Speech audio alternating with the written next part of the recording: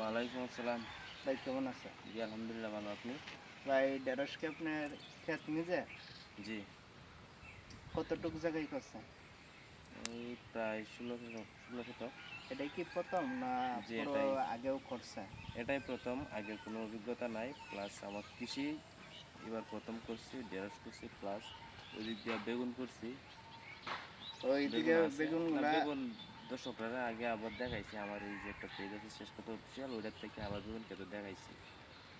আপনি যে ঢেঁড়স করছেন অনেকটুকু জায়গায় মানে ঢেঁড়সের তো গুণ হচ্ছে প্রতিদিন তুলতে হয়, না তুললে তো বড় হয়ে যায়। জি, আপনার কি এই যে প্রতিদিন তোলা সম্ভব হয়?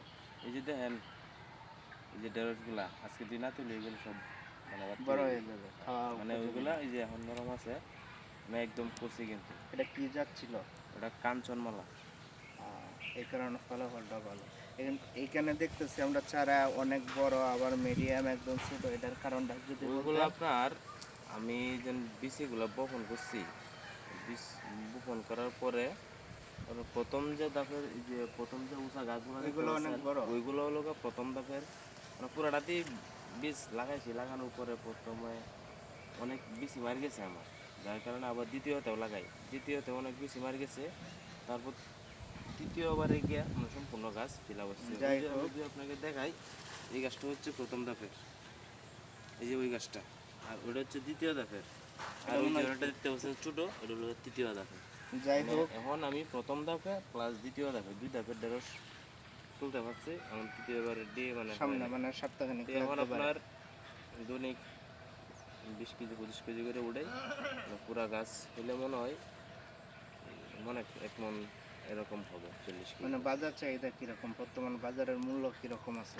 বাজার চাহিদা যদি বলি আপনাকে, আমি যখন ফার্স্ট ভেন্ডি বিক্রি করি ঢেঁড়স ক্ষেত থেকে, তখন আপনার দৈনিক 4-5 কেজি করে উঠতো, প্লাস 8-10 কেজি এরকম।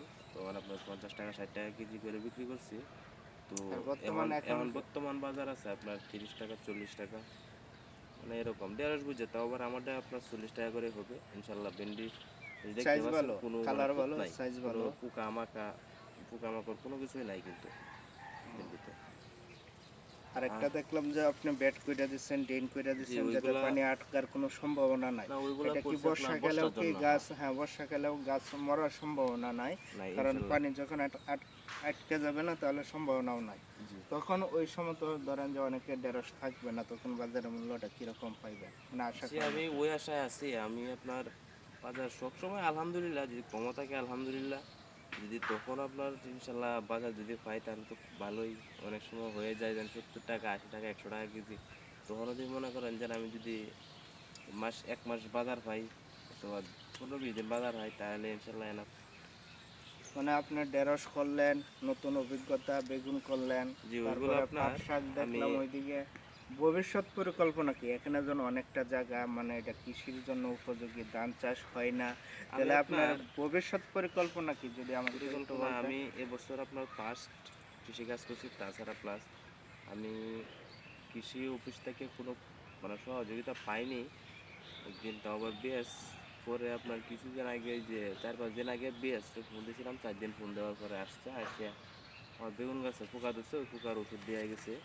গাছে এখনও কমে নাই, কিন্তু আমার ভেন্ডি গাছ আলহামদুলিল্লাহ নিজের পরিচর্যায় যা করতেছে, মানে না কীটনাশক সার, মানে নিজের স্বেচ্ছায় ইচ্ছায়, মানে নিজের ইচ্ছা মানে শক্তি দিচ্ছে। নিজের যতটুকু পূর্ব হ্যাঁ, তাও অভিজ্ঞতা আবার ছিল ওই আমার, অভিজ্ঞতা অনুযায়ী। হ্যাঁ ইনশাল্লাহ, আমরা তো আবার কৃষকের ছেলে, স্বাভাবিক এসব অভিজ্ঞতা থাকেই, কোনো সমস্যা নাই ইনশাল্লাহ। ভেন্ডির সম্বন্ধে এখন আমার অভিজ্ঞতা নিজের থেকে যেটাও করছি, প্লাস মনে করতেছি যে নিজে যতটুকু করছি নিজের চেষ্টায়, ইনশাল্লাহ অনেকটাই ভালোই করছি, খারাপ করি নাই।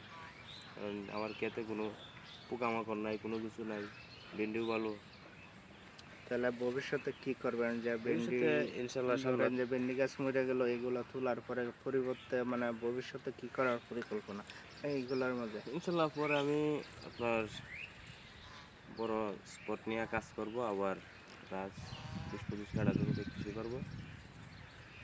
60 শতক 60-70 শতক জমিতে কৃষি করার চিন্তা ভাবনা আছে। আমরা ধরে নেব যে মূলত আপনি যে জায়গায় ভেন্ডি বা ঢেঁড়স চাষ করছেন এটা থেকে একটা লাভজনক মানে ফলাফল পাওয়া যাইতেছে। জি যদি বাজার মূল্য আরো ভালো হয় বা সরকারিভাবে পরিচর্যা বা দিক নির্দেশনা জি দেয়, জি তাহলে আমি আশা করি যে আমরা আমাদের আরো ভালো ফলাফল পাবো। যে আমি আমাদের কৃষি অফিসারদেরকে বলতে চাই যে তারা যেন মানে কোনো অনুদান অথবা আর্থিক সহায়তা, মানে যেরকম অনেক সময় প্রদর্শনী আসে কিন্তু হ্যাঁ, অবশ্যই। কিন্তু প্রদর্শনী দিলে আমাদের কৃষকদের জন্য ভালো হয়, কারণ খরচাটা অনেকটা কম হয়। সরকার অনুদান দেয়, খরচা দেয়, সেক্ষেত্রে অনেকটা ভালো হয়। কারণ তখন আমাদেরকে যদি দেয়, তখন আমরা যদি আবার বাজারে দিয়ে বিক্রি করি, ক্রেতারা অনেক সময় কম মূল্যে কিনলে তারাও তৃপ্তি পাইলো, আমিও শান্তি পাইলাম। কারণ আমি তো খরচটা যখন কম হইব ওই দিক দিয়ে, তখন ক্রেতারাও খুশি, বিক্রেতারাও খুশি। ঠিক আছে, আপনার যে অভিজ্ঞতা এবং আপনার বাবা যখন কৃষক, ওই কৃষকের পরামর্শ নিয়ে, সরকারিভাবে পরামর্শ নিয়ে, কৃষি অফিসের পরামর্শ নিয়ে সামনে এগিয়ে যান। আশা করি যে আমরাও ভালো ফলাফল পাবো আপনার কাছ থেকে, আপনিও ভালো ফলাফল পাবেন, এবং বাজারে গেলে বাজারেও যারা গ্রাহক আছে তারাও মানে সুন্দর শাকসবজি, ফরমালিনমুক্ত, ভেজালমুক্ত শাকসবজি আপনার কাছ থেকে আশা করি। ঠিক আছে, ভালো আর থাকবেন। অবশ্যই দর্শকরা যারা ভেন্ডি অথবা বেগুন খেতে চান, আমার ক্ষেতে চলে সরাসরি আসেন। খেতে চলে আসবেন, ইনশাল্লাহ কোনো টাকা ফ্রি। পয়সা লাগবে না, ফ্রি, খাওয়ার জন্য ফ্রি, সম্পূর্ণ ফ্রি।